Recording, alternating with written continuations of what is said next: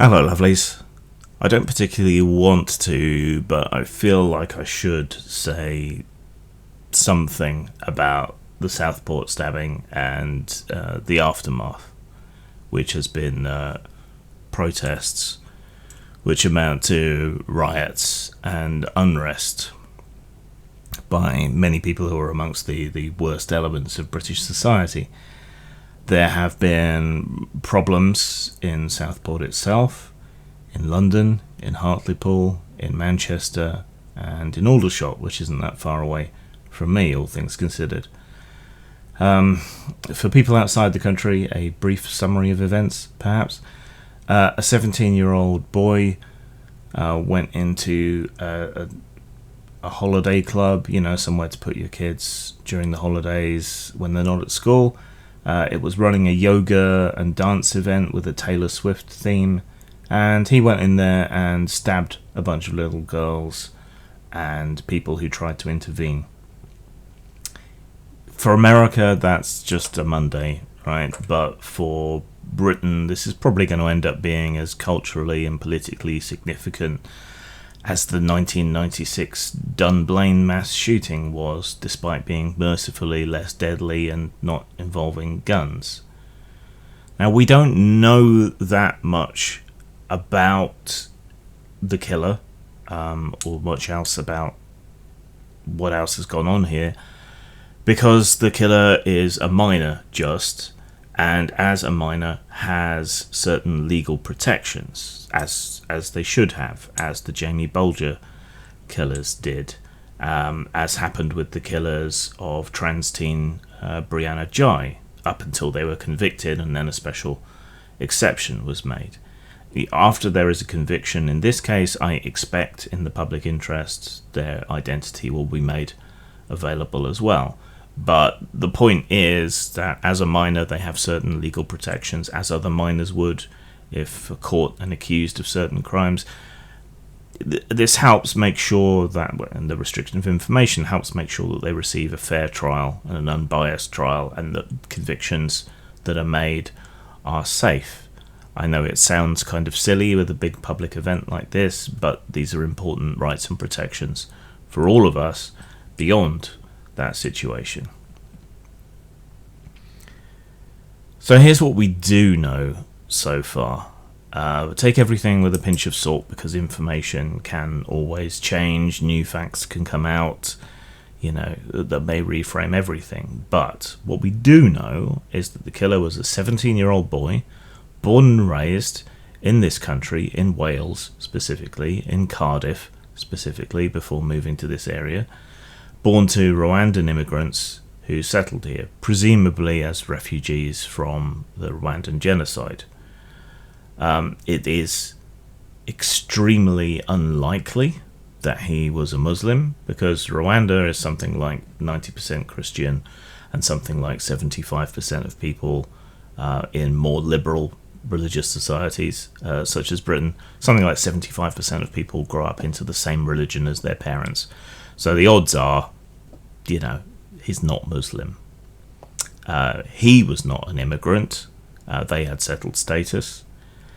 He is certainly not someone who came over in a small boat crossing, and he is not someone with a Muslim name. Almost certainly. There's always a tiny chance, but the name and the status and everything that you've seen circulating on social media is untrue, and it has been unavoidable, seemingly, on social media. No matter how much I trim and train my feeds, it's been impossible to avoid diatribes from people who look like overcooked ham, repeating a false name for the killer, repeating false immigration status for the killer, and many other pieces of false information, complete nonsense, all done with the idea of stirring up trouble and resentment that has been building ever since the Brexit vote and throughout the far-right Tory government, which we just kicked out, with their particular fixation, and that of Reform UK, being particularly upon immigration.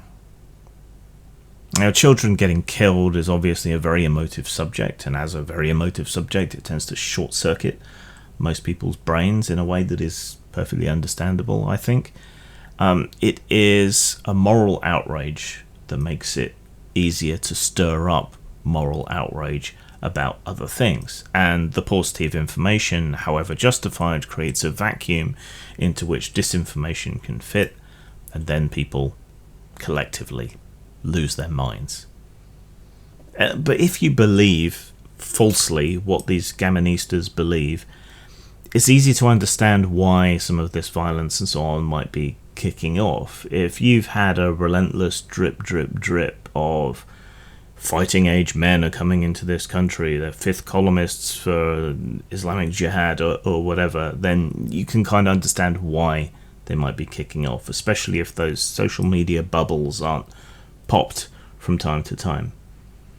But for many of these people, and for the grifters that stir them up, the likes of Nigel Farage, Tommy Robinson, and the hard right of the hard right Tory previous government, for many of these people, it's opportunism, right? For the people on the street, it's a chance for a fight. They like having fights. For the politicians and middlemen, it's an opportunity to grab some headlines, to forward their own agendas and get some publicity. And right now, also, it's an opportunity for these thugs to express their frustration at having done so poorly in the elections, and to express their frustration and hatred of what is ostensibly a left-wing government.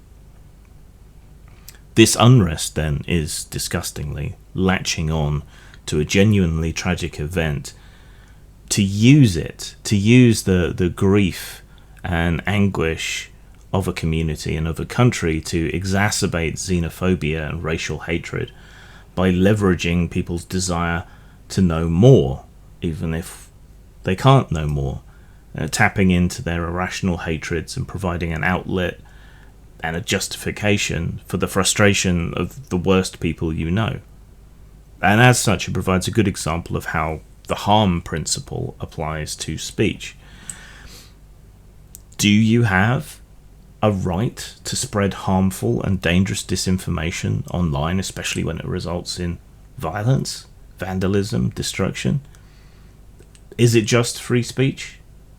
Would it be just free speech if it were false advertising, if you were, I don't know, adulterating your bourbon with antifreeze or something?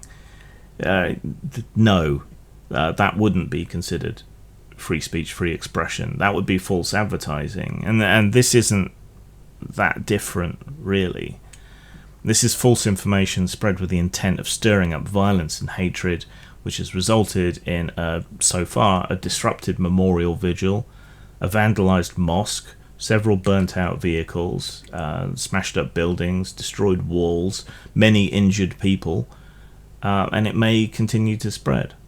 Harm is proven here, and harm justifies limited censorship of the false information that is the direct cause that has fomented and perpetuated this reaction. And Twitter, Facebook and TikTok, who have chosen to take certain editorial responsibilities to some extent over the content that appears on their platform, they have some responsibility here, a responsibility that they're failing in with regard to these events. Not dissimilar to how they have continued to fail around COVID disinformation. Harm is being done. In what I think is the ultimate irony, I've been trying to counter some of this disinformation online by leaving comments and things on these posts as I see them. Many of these posts are virulently racist, like overtly racist and disgusting, and direct calls to violence and all the rest of it. You report them, they don't get taken down, but then your comment gets taken down because you called them a muppet. Something is very off there. Very off. So I'll just end by repeating, really. The reason that we don't have more information is that the killer is under 18 and as such has certain rights, and information about them and the events cannot be disclosed for the privacy of the killer as a minor, their family, who bear no responsibility for this, the victims and the victims' families also, to preserve their privacy. We do know he's British born, and there's nothing to suggest that this has anything to do with Islam. In fact, it's incredibly unlikely. We know he's not a migrant. We know he didn't come here on a small boat crossing. It seems fairly likely at this stage, I might well be wrong, but it seems fairly likely that this is a catastrophic mental health issue. Anyone trying to exploit this to sow division, hatred, and xenophobia is a cunt, and don't listen to them. And spread the accurate information, because at the moment there's a lot of disinformation out there which is leading to these problems, and barely any stuff out there countering it. So in some tiny way, this is me trying to do my part. Sang. It's time for you boys to share my last taste of the true black meat, flesh of the giant aquatic Brazilian centipede.